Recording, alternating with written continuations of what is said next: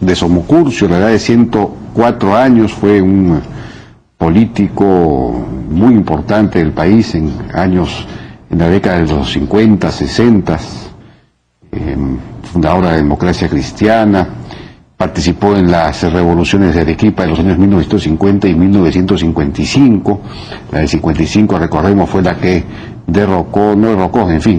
provocó la renuncia de Esparza Sañartu, el famoso y temido ministro del Interior de Manuel Odría. En fin, nuestras condolencias a su familia, un hombre de gran valía, escritor, historiador también, diputado varias veces, en fin. El presidente Ollanta Humala dio una entrevista al diario El País, que fue publicada el día sábado, una entrevista al director, Javier Moreno. Tenemos algunos de los textos, unos fragmentos de lo que dijo, a ver si podemos ver.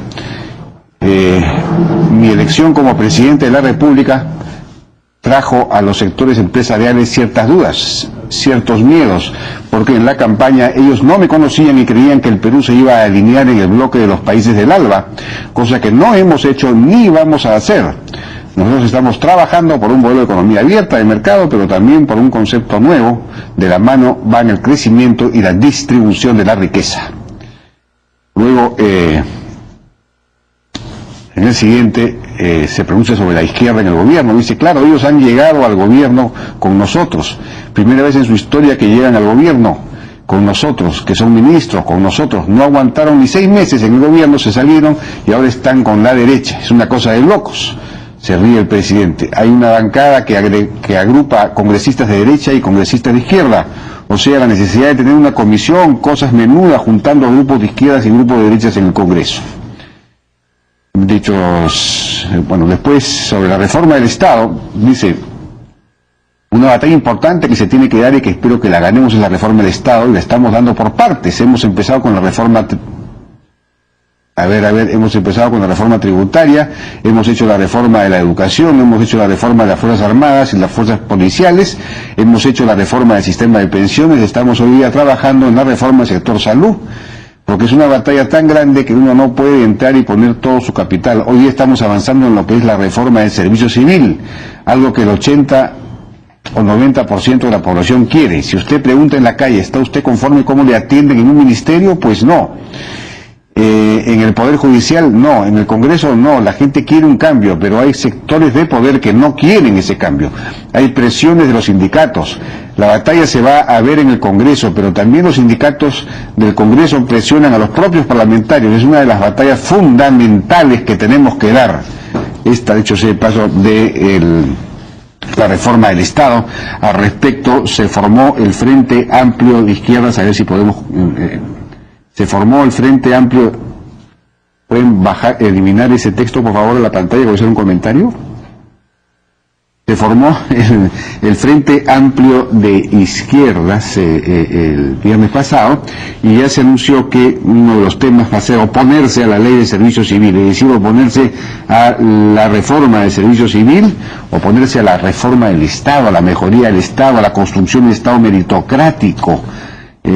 A eso se va a oponer, incluso van a anunciar una movilización para el día 4 de julio, no sé exactamente cuándo, contra esta reforma fundamental que todo el país quiere. Por eso es que, según Pablo Bustamante, Frente Amplio de Izquierdas, en realidad la sigla es frenáis el desarrollo del país. Muy buena. La otra cita de Ollanta Humala, a ver si la podemos ahora sí retomar. Respecto al tema de la continuidad, yo creo mucho en la institucionalidad, en el sentido de que estos proyectos que estamos construyendo hay que compartirlos con las principales fuerzas políticas. No sabemos quién va a ser el que me suceda en el 2016. Nosotros lo que queremos es que a los principales proyectos tenemos que ponerles una especie de rango de ley compartido con las fuerzas políticas para que sea respetado. Entonces le pregunta el director, ¿ve riesgos para su obra de gobierno en el 2016? No sería un riesgo, porque tenemos una fuerza política, el Partido Nacionalista. Yo creo que el partido se va a presentar al proceso y veremos la respuesta del pueblo, ¿no? Eso es importante para darle continuidad a todo, a este proyecto. Y en la trinchera que me encuentre defenderemos este proyecto. Entonces aquí hay, según podemos ver una dualidad, ¿no? Por un lado, él pretende que no sabe quién va a ser siguiente presidente y se requeriría una suerte de ley, un acuerdo, una cuenta en mantener los proyectos. Pero luego hablo de este proyecto que tendría la garantía de que hay un partido, no dice que va a continuar en el poder, pero de alguna manera lo sugiere. Aquí seguimos con la ambigüedad, con la dualidad. Al respecto, dicho sea de paso, hoy día la ministra Ana Jara declaró que lo siguiente: hay una percepción que todos los actos del gobierno están orientados a una elección como candidata presidencial de Nadine Heredia el 2016. Yo digo que desde las entrañas del gobierno no existe esa candidatura. La señora Nadine Heredia no será candidata a la presidencia en el 2016. Lo ha negado enfáticamente el día de hoy. Ya lo había negado también en una entrevista anterior en este canal. Y bueno, ahora solo falta efectivamente que se pronuncien, que lo nieguen explícitamente la propia Nadine Heredia y el señor Ollanta Humala. Bueno, vamos a ir a una pausa. Regresamos ahora con Renato Dávila Asín y Fernando Felan. Este señor Asín es uno de los promotores de la Comisión de Gracias Presidenciales y tiene informes de corrupción, incluso durante la gestión de este gobierno en esa comisión. Luego vamos a estar con Daniel Mora, presidente de la Comisión de Educación, sobre las críticas que hay al proyecto de ley universitaria, y finalmente vamos a estar con Moisés Naim, el ensayista internacionalista venezolano que ha escrito varios libros y con el que vamos a hablar de la coyuntura mundial. Regresamos. Nuevo LG Optimus T, pídelo hoy en Claro. Nueva banca de negocios del BBVA Continental. RE/MAX Seguros, todo va a estar bien. El fiscal subprovincial especializado en delitos de corrupción, Walter Delgado Tovar, ha formalizado investigación contra Facundo Chinguel y otros 13 implicados, entre ellos Carlos Butrón dos Santos, alias Brasil. Y este fiscal ha solicitado al Poder Judicial una prisión preventiva por 9 meses contra Facundo Chinguel y Carlos Butrón. Y para los otros, impedimento de salida del país. No tenemos todavía pronunciamiento del juez, si es que acepta o no el pedido. Y por su parte, el Partido Aprista Peruano emitió un comunicado señalando que ante las evidencias y pruebas que se habían venido haciendo públicas que incriminan a Miguel Facundo Chinguel, consideramos justificada y procedente la detención preliminar decretada por la Fiscalía, la cual saludamos. Corresponde al Poder Judicial procesar con mayor severidad este caso, etcétera. Está separado del partido desde que se hicieron públicos los cargos. Ese es el pronunciamiento del Partido Aprista. Ahora estamos con Renato Dávila Asín, ex promotor de la Comisión de Indultos hasta hace muy poco, y Fernando Ofelan, presidente de ProJusticia. Buenas noches, ¿cómo están? Buenas noches. Señor Dávila, usted ha sido promotor de la Comisión de Indultos, de la Comisión de Gracias Presidenciales, pero ingresó después de que salió Miguel Facundo Chinguel, ¿no es cierto? ¿Cuándo ingresó usted? Yo ingresé en el mes de octubre del año 2009. ¿Ya? ¿No? Todavía estaba ahí. Claro, estaba y me separan, no me separan de la comisión, sino simplemente me despiden del Ministerio de Justicia, el 30 de junio del año pasado. Usted estaba hasta el 30 de junio del año pasado. Así es. Ya. Bueno, ¿y usted fue testigo de todas las cosas que narra Butrón? Bueno, yo en este momento no trabajaba en la comisión, la salió antes. No trabajaba yo en la Comisión de Gracias Presidenciales. Yo vengo a trabajar a partir de, como le voy a repetir, a partir del 2009, a finales de 2009. Bueno, pues pero Facundo Chinguel ha estado todo ese tiempo ahí, pues. Claro, pero estaba él. Ya, pero yo fui designado de octubre hasta... O sea, ¿usted no vio nada de lo de Facundo Chinguel? No, en serio, no. ¿No vio nada? No, un momento. Entonces usted está acá, usted es aprista. Bueno, yo no puedo negar lo que la realidad dice. Usted es aprista. Así es, señor. Entonces usted... No vengo en defensa, por si acaso, de nadie. Si las investigaciones se van a hacer, deben hacer, ¿no es cierto? Como a mí también me sometieron a una investigación. Yo estuve denunciado, por el ministerio, donde también se me acusó a mí el año pasado. Esa acusación se me acusó de que yo había recibido una cantidad de dinero, y al final de cuentas, la Fiscalía, yo me allano, y yo creo que toda persona debe allanarse, todo funcionario público tiene que ser transparente en sus acciones. Y yo me allané a la fiscalía. La fiscalía me investigó 7 meses correspondientes y al final de cuentas, ¿sabe lo que me dijo el fiscal? Señor Dávila, ¿usted qué va a hacer? ¿Sabe lo que pasó? Todo era falso. ¿Por qué lo habían enjuiciado? ¿Ah? Porque lamentablemente la actual canciller en estos momentos, en la cual yo confié, tuvimos una conversación donde yo manifestaba lo que estaba sucediendo. ¿Qué estaba sucediendo? ¿No? El actual presidente de la Comisión de Gracias Presidenciales, el señor Oscar Isanoa, estaba promoviendo el indulto humanitario de una persona que era narco. ¿No? Y eso lo dije yo, eso lo he dicho también en la megacomisión. La megacomisión me invita a mí, porque no sé cómo llega el informe para allá, a la megacomisión. Me invita a mí. Yo agarré, y en ese tiempo estaba sin trabajo y tenía problemas. ¿No es cierto? Más me dedicaba yo, sinceramente, a mis problemas, y agarré y mandé una carta, especificando que, señores, yo voy a relatar lo que está pasando en este momento en la Comisión de Gracias Presidenciales. Yo hablé con el ministro. En la mañana, el día 2 de junio, donde había un paro de autos, yo hablé con el ministro. ¿Y sabe lo que me dijo el ministro? Con usted no quiero hablar y usted se me vaya acá. Yo dije, bueno, no es posible eso. Por intermedio, y ahí salió el ministro. El actual señor Jiménez Mayor, quien había sido... Pero ¿me puede usted explicar qué cosa? No entiendo. ¿Qué es lo que hay? ¿Qué es lo que usted vio? En fin, ¿cómo funciona el sistema? Mira, digo una cosa. Si se habla que hubo un proceso de corrupción en el gobierno anterior, ese proceso también ha continuado en este gobierno. ¿Cómo así? ¿De qué forma? En el sentido de que se han indultado 120 personas el 22 de febrero del año pasado, ¿no? Que también el 80% eran narcotraficantes. Eran burriers. Supuestamente, pues burrier, pero 5 o 6 kilos. 5, 6 kilos, 8 kilos, sinceramente, y el 80%... Pero esa lista ya se publicó y se sabe que son burriers, no son narcotraficantes pues avisados. Dígame, mire. Son que los han sacado del país, además. Era del paquete anterior. Bueno, no sé de dónde eran, pero no eran pues narcos, digamos... ¿Como quién, digamos, no? Porque sinceramente yo estoy manifestando lo que yo he visto y lo cual ocasionó que me separaran. Pero que usted ha visto, ¿cómo era el procedimiento? ¿Se compraban los informes? ¿Qué cosa ha visto? No se compraban. ¿Cómo funciona el sistema? El sistema es un sistema, sinceramente, que la comisión ahora establece todo un proceso, ¿no es cierto? Sí. Y quien cumple ese proceso se allana, sinceramente, a la conmutación. Ya. Ahora, si ha habido picardía acá, sinceramente, a algunas personas sí lo ha habido, sinceramente, pero en este gobierno, mire, le voy a decir una cosa. Muy sencillamente. Usted tiene los mismos argumentos. En realidad usted es un defensor de... No, señor. Mire, señor. Exactamente. ¿Cuál es su aporte? El aporte muy sencillamente que todo continúe igual. Señor. ¿Pero en qué sentido? ¿En el sentido de qué? ¿Hace que hay corrupción? ¿Cómo? Yo creo que sí. ¿Cómo? A ver, ¿cómo funciona esa corrupción? ¿No? Mire, ningún presidente de la Comisión de Gracias Presidenciales, si me dicen a mí que había corrupción en la Comisión de Gracias Presidenciales, apenas terminó el gobierno de Alan García, a todos se nos vio cesar. Ya nadie se cesó. Entonces, fuimos evaluados, ¿no es cierto? Se pone el señor Oscar Isanoa. La denuncia ha sido de posterior. No, señor, ya había una denuncia. Había una denuncia de congresista de Canseco y del señor Benítez, de que en la Comisión de Gracias Presidenciales se venían cobrando 5.000 soles, no por indulto. Esa es la verdad.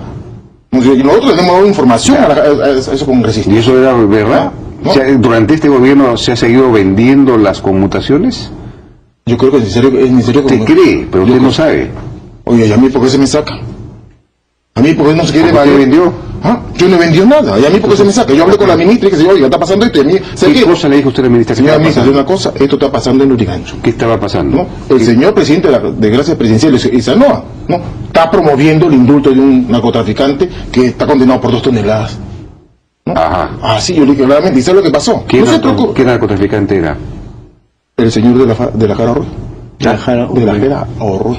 ¿De la Jara? Orrué. Así es. Ya, ¿Cómo va a salir este señor por indulto humanitario, ¿no? Cuando el señor tiene, ¿qué le digo, Usted denunció que estaba saliendo, entonces obviamente... No. Está en un proceso. Estaba en un proceso. Le dije, mira, por si acaso. Y ya se los había dicho, que esos expedientes, esos narcos así, fornidos, como ustedes dicen, no debía por qué entrar ni tocarse, ni aceptarse siquiera su...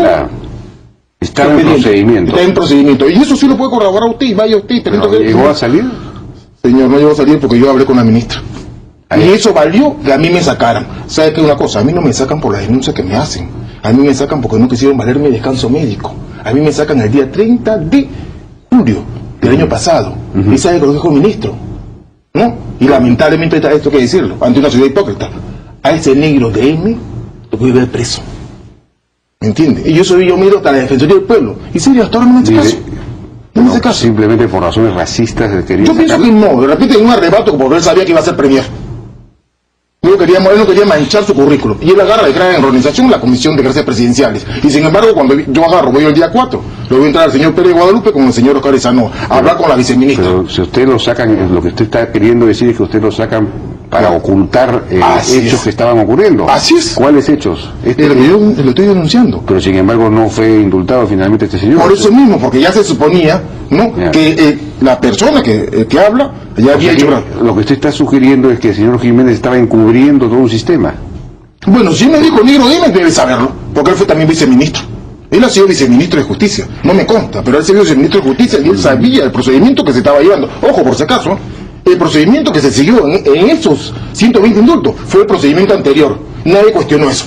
Entonces, por lo tanto, entonces eran buenos, ¿no es cierto? Si yo voto 120 narcos, o Burriel, como usted me dice, ¿no es cierto? ¿No? Porque en Europa nos ven con cara de pigmeos a nosotros, sinceramente, porque no sé cómo alguien puede salir con 12 kilos, 15 kilos pegado al cuerpo. Sinceramente, yo no sé qué concepto tendrán de nosotros. Entonces, por lo tanto, agarramos, y el mismo procedimiento que se utilizó para esos 5.700, se utilizó para estos 120. Entonces, nadie cuestionó la metodología, ¿me entiende? Fernando Fela, usted es presidente de Projusticia, he visto un informe que no me queda bien claro. ¿Qué, finalmente, para resumir, qué es lo que aporta este señor Dávila? Me parece interesante. El señor Dávila, como otras personas, forman parte de lo que llamamos el grupo de gente que conoce a este señor Facundo Chinguel desde la juventud. Este señor Facundo Chinguel ha tomado una posición de inmolarse por estos terribles actos delictivos, de permitir que estas 200 o 300 personas hayan podido salir violando las reglas internas de la conmutación. En segundo lugar, porque además creo que la gente... ¿Inmolarse? ¿Por qué inmolarse?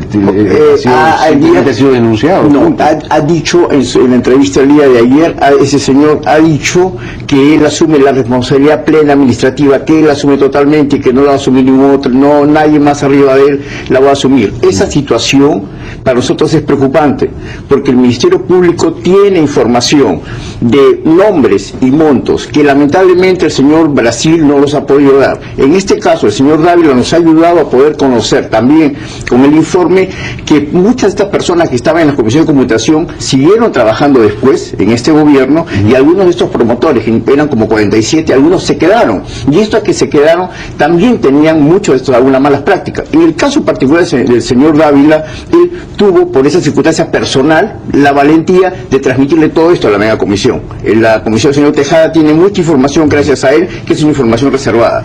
Pero lo que a nosotros nos interesa es, si este fenómeno, antes del señor Chinguel, durante el señor Chinguel y después del señor Chinguel, solo nos dice una cosa, que las conmutaciones en el Perú pueden ser muy honestas para mucha gente de manera humanitaria, pero para un grupo pequeño de personas con poder económico entre las cárceles van a encontrar siempre la manera de violarlas. Yo, por ejemplo, no sabía que en el Perú a las personas que intentan fugarse, eso es una falta, no es un tema delictivo penal. Por lo tanto, si es una falta, yo no lo sabía. Si me intento fugar yo de la cárcel, después de 6 meses se borra de mi hoja, de mi file. Entonces, este tipo de circunstancias son las que nos debe llamar la atención.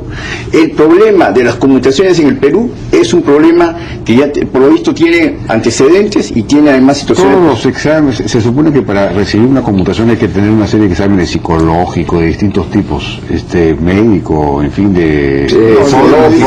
psicológico, social y de... informes acerca del comportamiento. Eso lo va a INPE. Esos informes ¿se compran? Lamentablemente hasta la fecha... Pero ni siquiera nos ha dicho el señor... ¿Se compran esos informes? Si usted no me ha preguntado referente a eso, por eso le estoy diciendo, ¿no? Le he preguntado varias veces que nos describa cómo era el sistema. El sistema, no, yo le Entonces, es una cosa tan obvia como que esto se compra, no lo ha dicho. No, una cosa, mira, esto es un proceso que, sinceramente, yo pienso que el señor Pérez Guadalupe también puede explicar de estas cosas, ¿no? Sinceramente. ¿Usted sabe? Si él ha sido, por favor, él debe saber. A él, mira, hay una cosa. Mire, muy simple. Todo el mundo sabe. No. Él sabe muy bien que es el Imperio del Sol ahí. Él sabe muy bien que es el Imperio del Sol. Él lo sabe muy bien. ¿Qué cosa? El señor Pérez sabe muy bien que Lurigancho es el Imperio del Sol. Porque le dicen el Imperio del Sol porque dicen que todo tiene precio. Por lo tanto, si lo que está ocurriendo en Lurigancho es solamente la punta del iceberg de un sistema, lo que tenemos que hacer es que la Fiscalía y el Poder Judicial hagan una investigación rápida. No sé si demora 9 meses, me considero que es mucho tiempo. Debe ser un tiempo más corto porque tiene muchos elementos. Y si este señor Dávila, como él y otros que conocen la verdad, que tuvieran más valentía, este asunto sería más rápido. El señor Dávila es uno de ellos. Hay que limpiar todo el sistema. Esa es la idea. Cómo funciona todo el sistema de corrupción. Ese es el objetivo. Bien, ya no tenemos más tiempo. Muchas gracias al señor Dávila y señor Ofela. Muchas gracias por su participación. Vamos a una pausa. Regresamos ahora con Daniel Mora, presidente de la Comisión de Educación, Ley Universitaria. Bien, estamos ahora con el congresista Daniel Mora, presidente de la Comisión de Educación del Congreso y abanderado del proyecto de ley que se está discutiendo y aprobando parcialmente en el Pleno del Congreso. Daniel, ¿cómo está? Buenas noches. Buenas noches, Jaime, gusto saludarte. Bueno, hay varias críticas que se están haciendo a este proyecto de ley. Quizás podamos comenzar con el tema de las atribuciones de la Superintendencia Nacional de Educación Universitaria, que tiene unas atribuciones que algunos juzgan que violan la autonomía universitaria y otros señalan que, puede ser que tengan validez para el sector, para las universidades públicas, pero no tiene sentido que estas atribuciones valgan para las universidades privadas, porque sería de un intervencionismo muy grande, de un controlismo excesivo.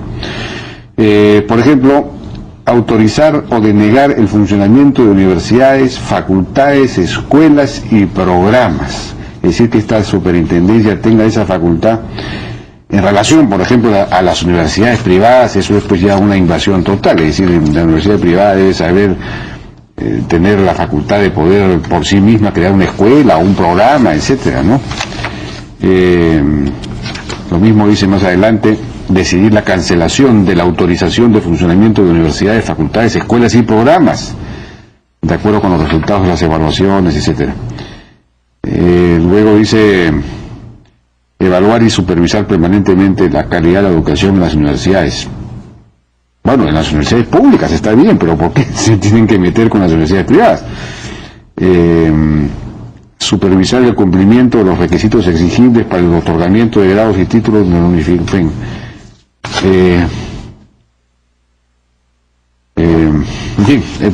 Eso es un poco lo principal.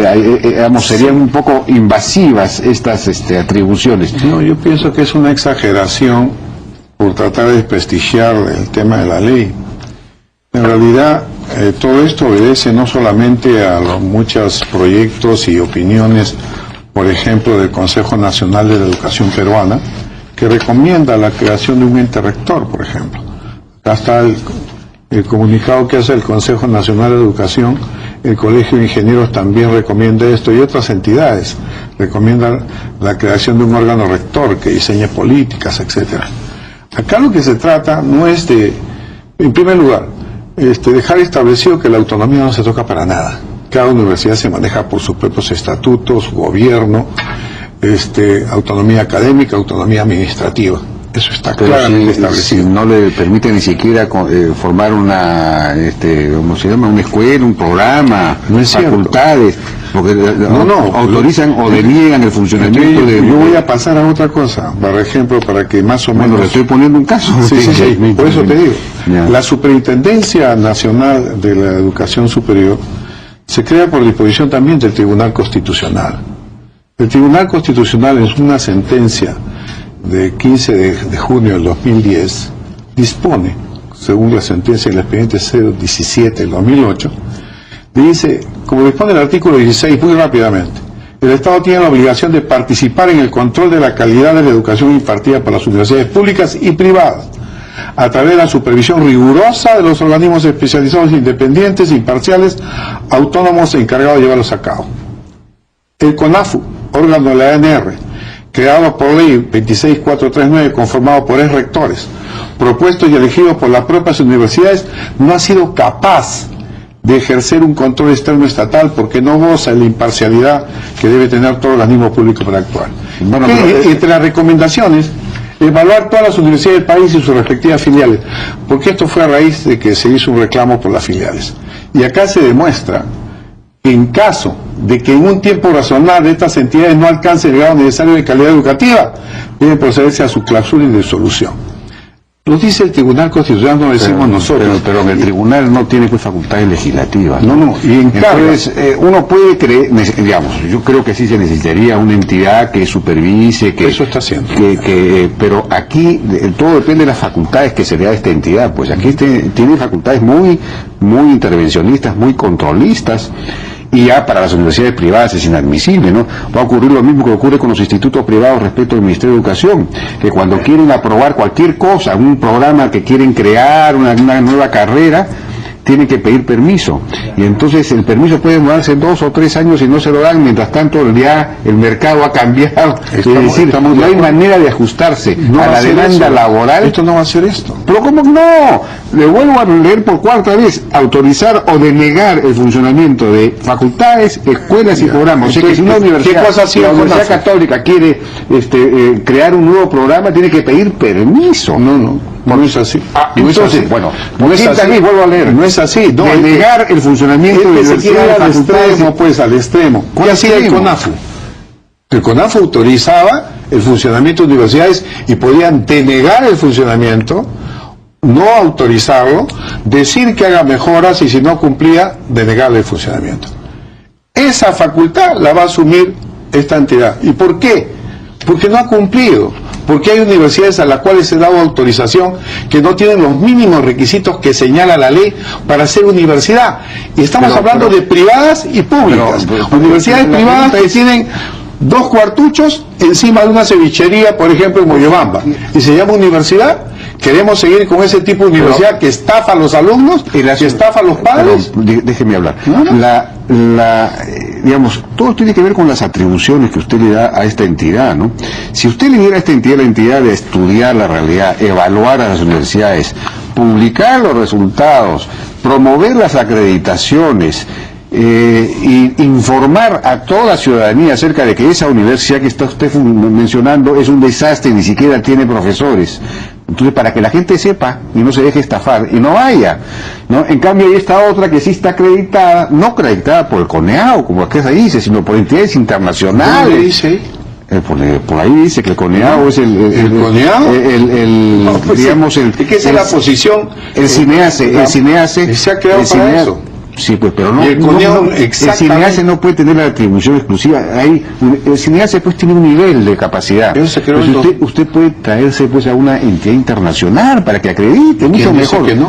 Bueno, pues si el CINEACE tiene esa facultad, el CONEAU pero a lo que voy, va a tercerizar porque ellos no están en condiciones de acreditar. De acuerdo, pero a lo que voy es por qué esta superintendencia o esta entidad que establezca lo que debería tener es una función de evaluar y de hacer que se acrediten estas universidades, y la que no se acredite, pues informar: esta no funciona, esta sí funciona, informar a la gente para que la gente sepa orientarse. Bueno, pero no intervenir, prohibir y decir yo tengo que aprobar todo las decisiones que tú tomas. Es una posición muy liberal en el sentido más estricto de la palabra, y que creo que los liberalistas se deben sentir ofendidos porque no se dan las condiciones de mercado en nuestro país como para que en un proceso de más de 2 decennias, más de 20 años, se han podido decantar aquellas universidades por competencia que no reúnen los requisitos.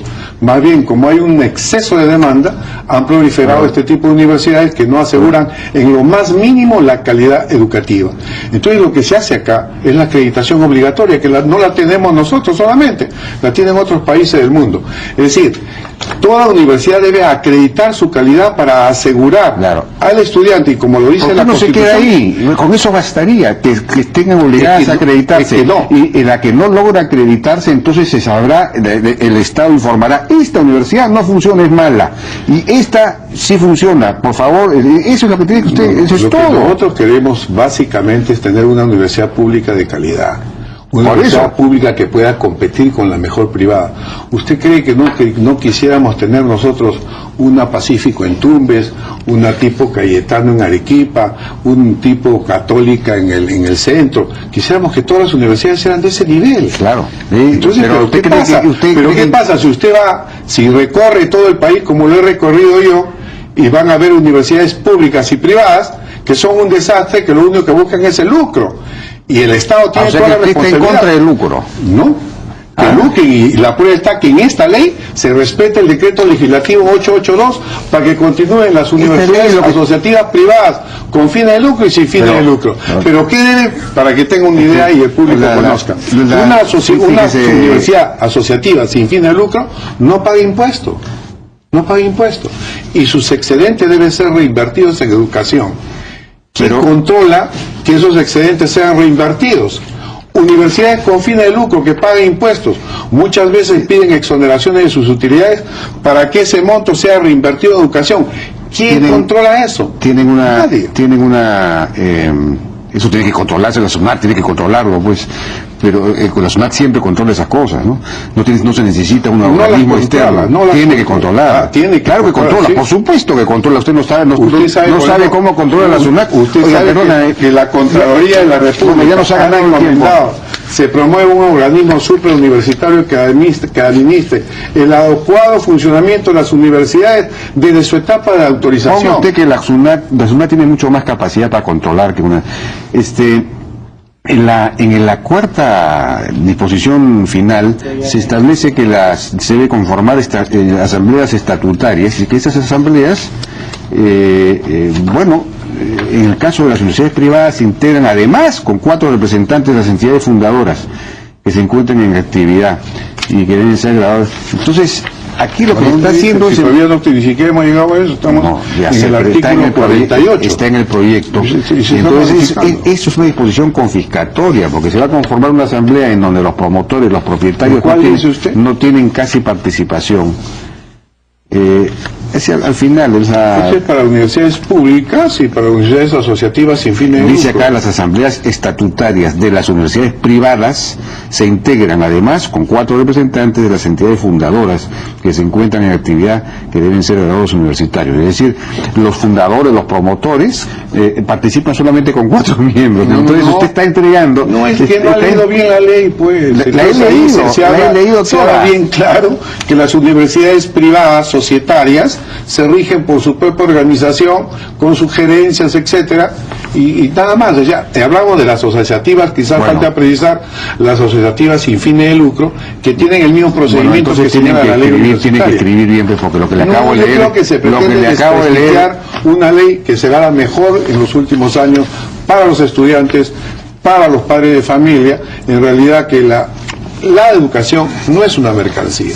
La educación es un servicio público. La educación es un objeto que se pueda transar tan fácilmente. Aunque la Organización Mundial del Comercio quiere pretender hacer un negocio de esto, no podemos mercantilizar la mercantilización de la educación. Bien, muchísimas gracias, congresista. Muchas gracias por su participación. Ya nos ha ganado el tiempo, desgraciadamente. Tenemos una entrevista ahora con Moisés Naim. Muchísimas gracias. Gracias. Vamos a una pausa. Venezolano, ha sido ministro en Venezuela ya hace muchos años, por supuesto antes de la era de Chávez, y tiene varios libros publicados. El último se llama The End of Power, el fin del poder. En fin, es un hombre que publica en el diario El País todas las semanas, es el principal columnista del diario El País, ha sido director del Banco Mundial, en fin, una persona de gran trayectoria. Moisés, ¿qué tal? ¿Qué tal, Jaime? Gracias por la invitación. No, gracias por venir. Bueno, comencemos rápidamente por algunos temas de coyuntura. Lo que más nos interesa ahora es el tema de Brasil, que ha sido también una sorpresa muy, muy grande, ¿no? ¿Cómo explicas tú esas revueltas? Es Brasil y es Turquía y en su momento fue Chile. ¿Y qué tienen esos 3 países en común? El éxito económico. Chile es un modelo de éxito económico y sin embargo los estudiantes a la calle protestando. Turquía es un milagro económico de crecimiento y Brasil, por supuesto, como sabemos, más de una década, o sea, 40 millones de brasileros han salido de la pobreza.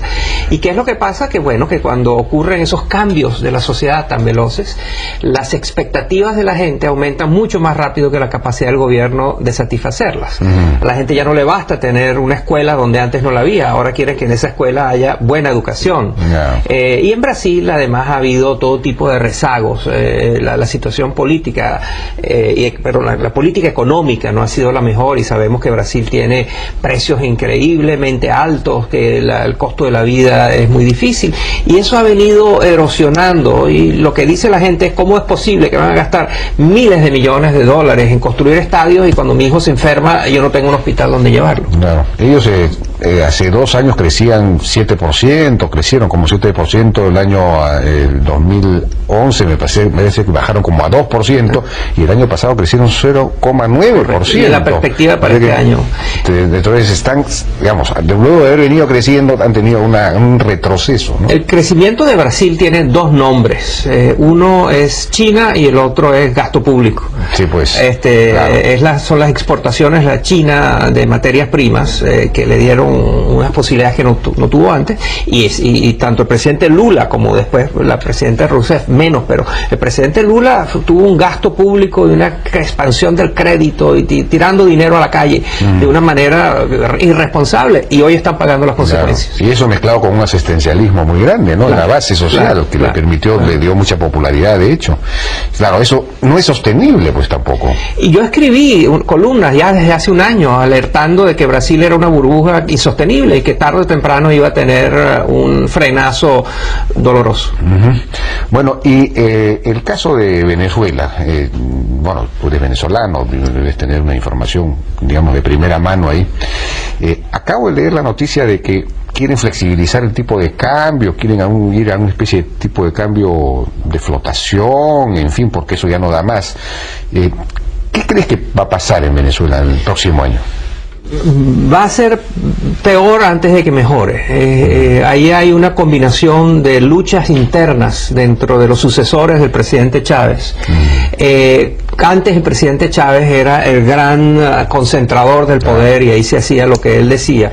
El presidente Maduro no tiene esa capacidad y tiene todo tipo de restricciones y limitaciones para establecer política, y está la ilusión de que cambiando el régimen, la tasa de cambio soluciona el problema. El problema de Venezuela no es solo la tasa de cambio, es una situación en la cual importa 56.000 millones de dólares y no hay papel higiénico. O sea, se utiliza eso como un ejemplo de lo extremo, pero no hay medicinas en Venezuela. Una de las maldiciones más grandes es ser un enfermo crónico, porque si eres diabético o sufres de algún tipo de enfermedad crónica, conseguir las medicinas que te permiten vivir es una pesadilla en un país tan rico.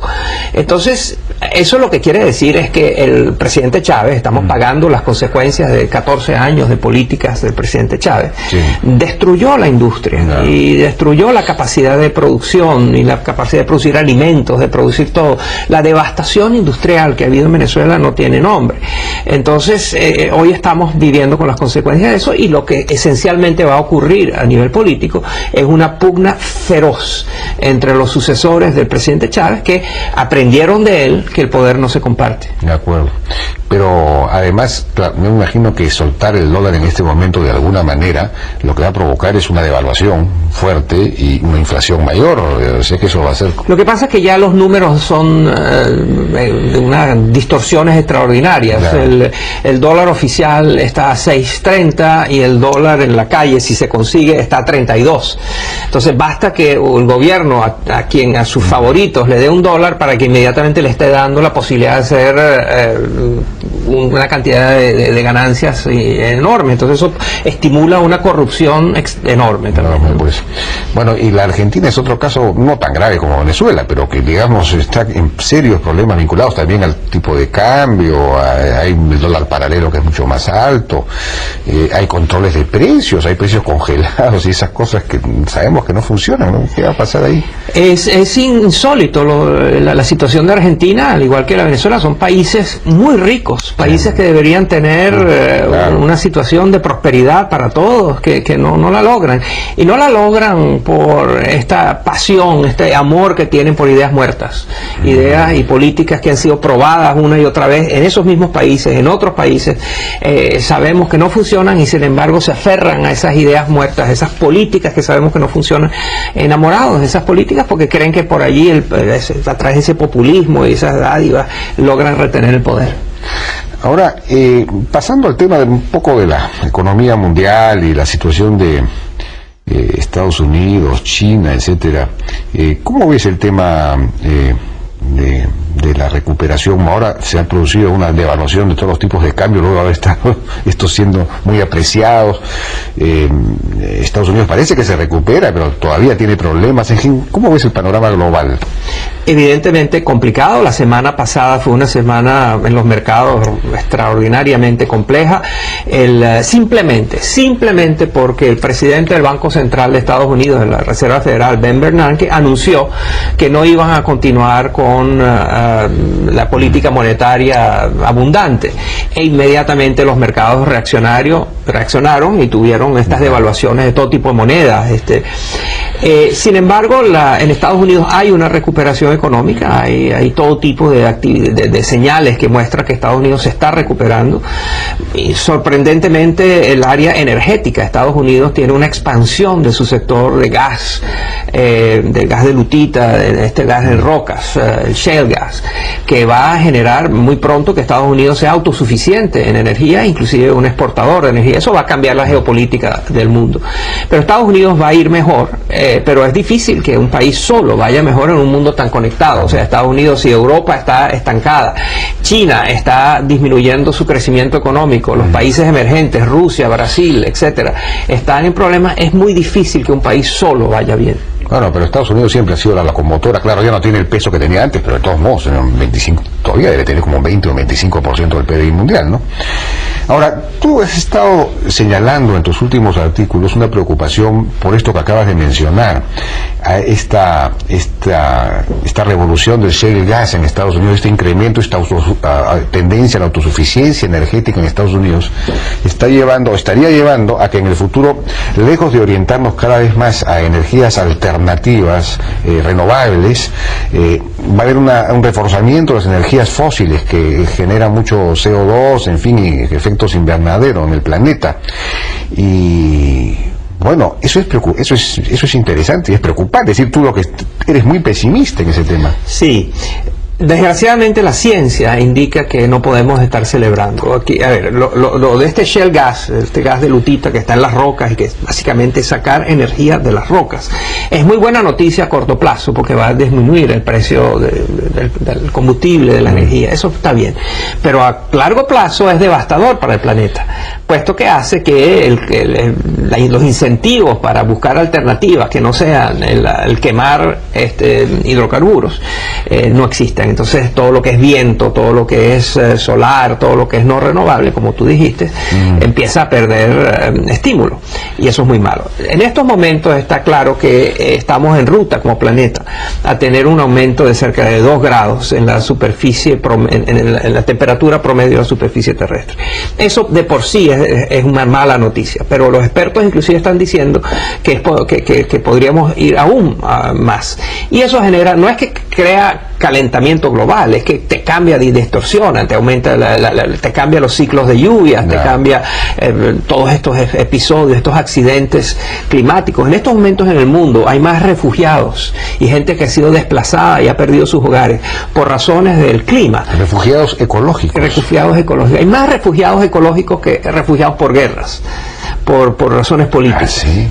Bueno, y decían que cuando suba el nivel de los mares, ahí sí va a haber gran cantidad de refugiados ecológicos, porque muchas de las ciudades están al borde del mar, pero decimos que las poblaciones viven al borde del mar. Absolutamente. Y eso va desde ciudades muy ricas como Nueva York, que va a tener que hacer esfuerzos enormes para protegerse de un aumento del nivel del mar, hasta ciudades muy pobres como las de Haití, todos estos países pobres que, como tú dices, están los centros urbanos muy cerca del mar, y esos son países y ciudades vulnerables con poblaciones muy pobres y muy vulnerables.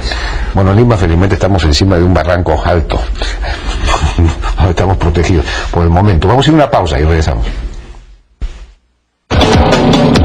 Nuevo LG Optimus G, pídelo hoy en Claro. Nueva banca de negocios del BBVA Continental.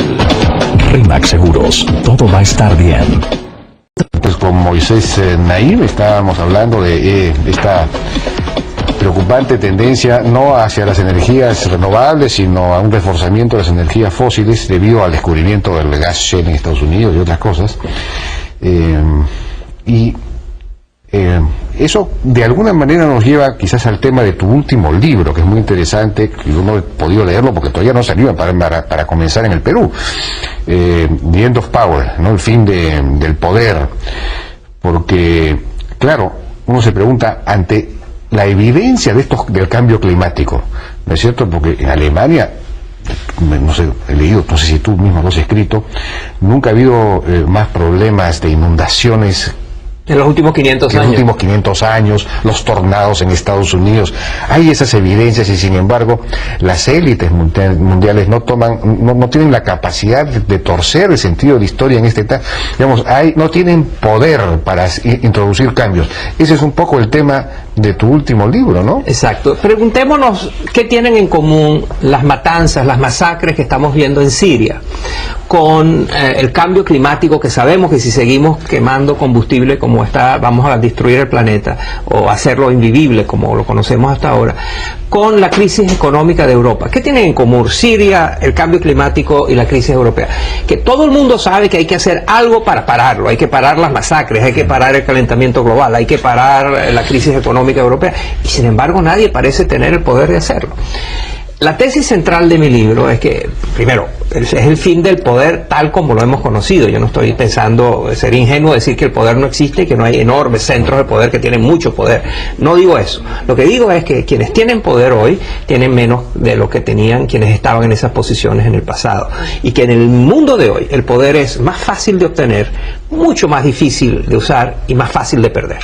Bueno, eso tiene que ver que con una descentralización del poder, con una democratización del poder, con el hecho de que hay una multipolaridad que antes no existía. ¿Con qué tiene que ver?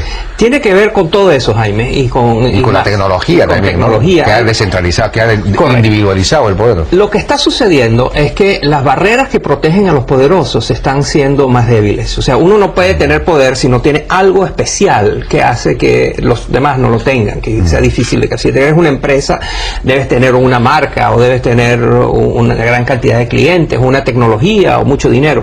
Si eres un ejército, son las armas que tienes. Si eres un partido político, son quienes votan por ti. Si eres una religión, es tus fieles. En fin, tiene que haber algo que protege a los poderosos de la competencia. Esas barreras que protegen a los poderosos se están haciendo más frágiles. ¿Por qué? Por una gran cantidad de factores como los que tú has mencionado, pero otros. Yo los agrupo en tres grandes categorías que las llamo tres grandes revoluciones. La revolución del más, donde hay más de todo. Vivimos en un mundo de una abundancia extraordinaria que tiene consecuencias sobre el poder. Ese más que tenemos se mueve mucho más y por lo tanto hablo de la revolución de la movilidad. Y ambas cosas generan unos cambios en mentalidad de la gente, cambios en aspiraciones, en expectativas, en valores. Y estas tres cosas erosionan mucho lo que pueden hacer los poderosos con el poder que tienen. Siguen teniendo poder, pero son mucho más limitados. Los empresarios, por ejemplo, en muchos países hoy en día son mucho más ricos, pero menos poderosos. Menos poderosos. Bueno, claro, el individuo tiene ahora más poder en el sentido de que tiene acceso directo a la información, no necesariamente, ni siquiera tiene que comprar un periódico, ¿no? Puede tener acceso directo a alguna clase de participación en decisiones, no necesita ya de los partidos políticos, en fin, todo se va a descomponer. Compara los grandes centros de poder económico hace 20, 30 años con los de hoy en día.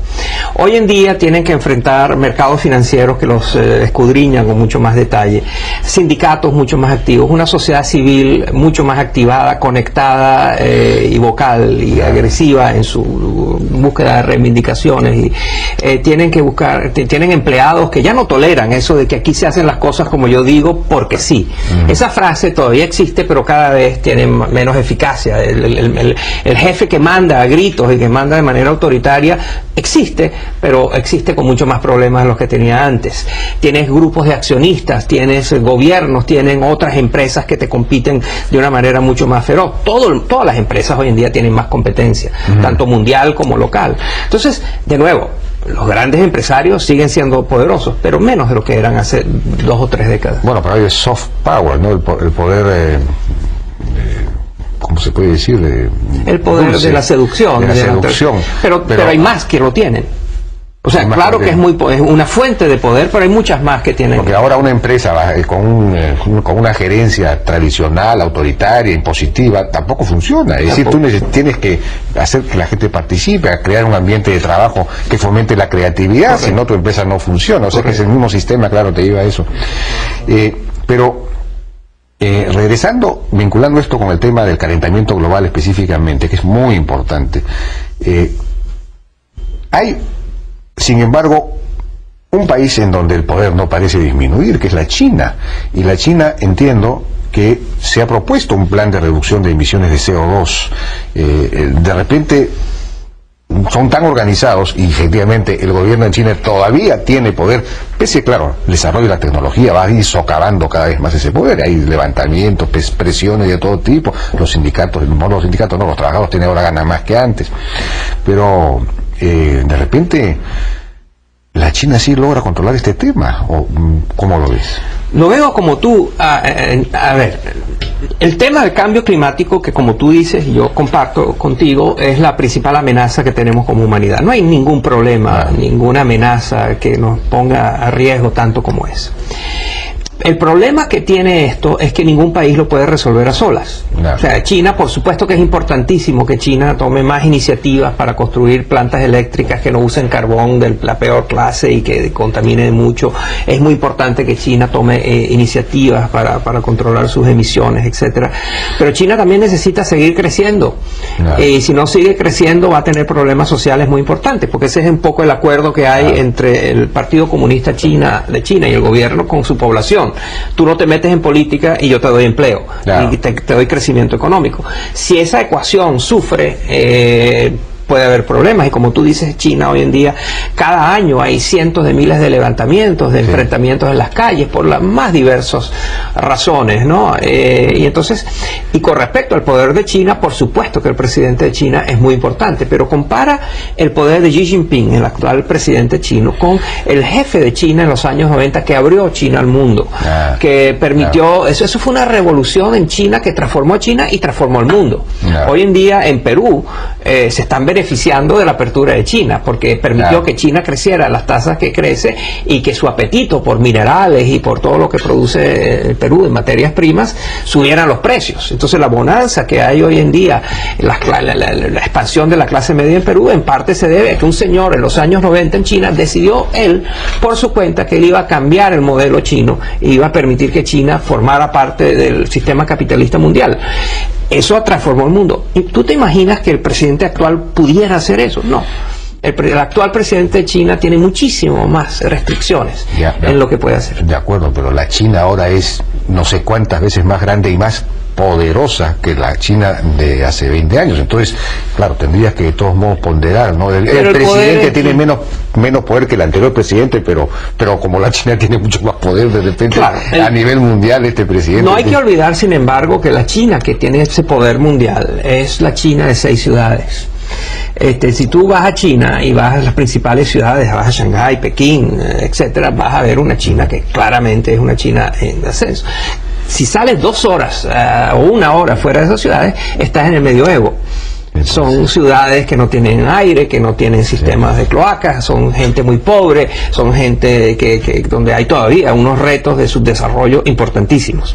Eso no quiere decir que China no sea un factor importante geopolítico, pero hay que tener mucho cuidado con esta visión de una superpotencia china con capacidades que ciertamente tiene, pero que va a verse limitada por sus propias circunstancias internas.